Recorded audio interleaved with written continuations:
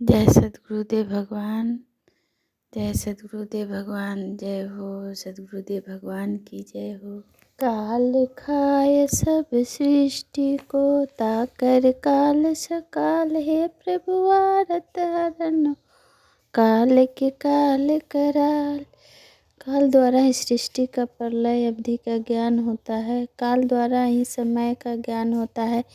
यही काल समस्त सृष्टि को खा रहा है। उस काल का भी काल महाप्रभु है। इसीलिए हे महाप्रभु, समस्त कष्टों को नाश करने वाले तू कालों के काल कराल हो। इस विधि से प्रतिदिन काल स्वरूप से प्रभु की उपासना करने से समस्त कष्टों का नाश होता है।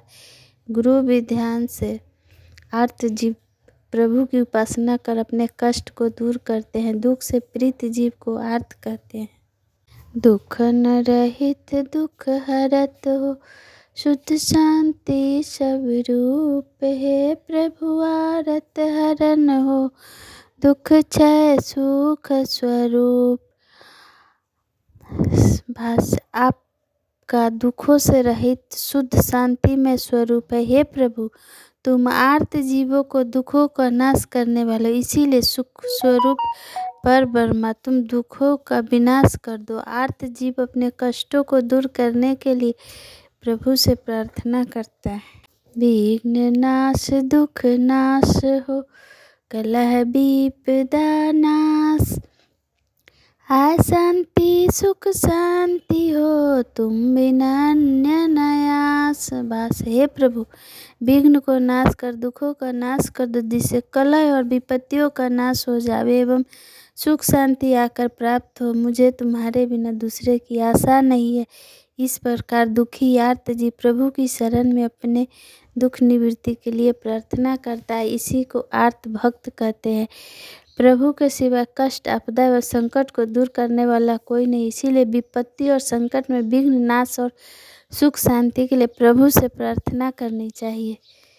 जिज्ञासु ब्रह्म वेत्ता विज्ञान वर, बोध शांति सुख सार, श्रुत ज्ञान गुरु दीजिए, हे प्रभु कृपा अगार। ज्ञान शांति एवं सुख के मूल सर्वश्रेष्ठ ब्रह्म विद्या विज्ञान परम तत्व को जानने वाले कृपा सागर प्रभु सद्गुरुदेव, आप मुझे श्रुत ज्ञान प्रदान करें। ब्रह्म स्वरूप सद्गुरुदेव से भक्ति की श्रुत ज्ञान प्रदान की मांग की है।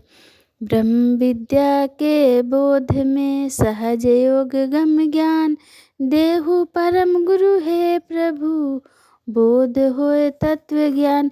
हे परम भाष्य, हे परम गुरु हे प्रभु, ब्रह्म विद्या के बोध हो जाने पर लक्ष्य की प्राप्ति के लिए सहज योग के साधन गमन का ज्ञान दीजिए, जिसे समस्त तत्वों का बोध हो।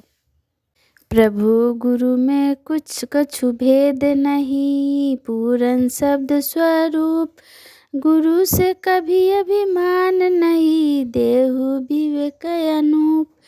सदगुरु और प्रभु में कोई भेद नहीं है, दोनों पूर्ण शब्द स्वरूप है। इसीलिए सदगुरु से किसी काल में अभिमान नहीं करना चाहिए। हे ब्रह्म स्वरूप सदगुरु, मुझे प्रकृति पार चेतन ज्ञान को प्रदान कीजिए। सहजातीत परमानंद में निमग्न सदगुरु ब्रह्मा का स्वरूप है। सदगुरु व्यक्त देह नहीं है।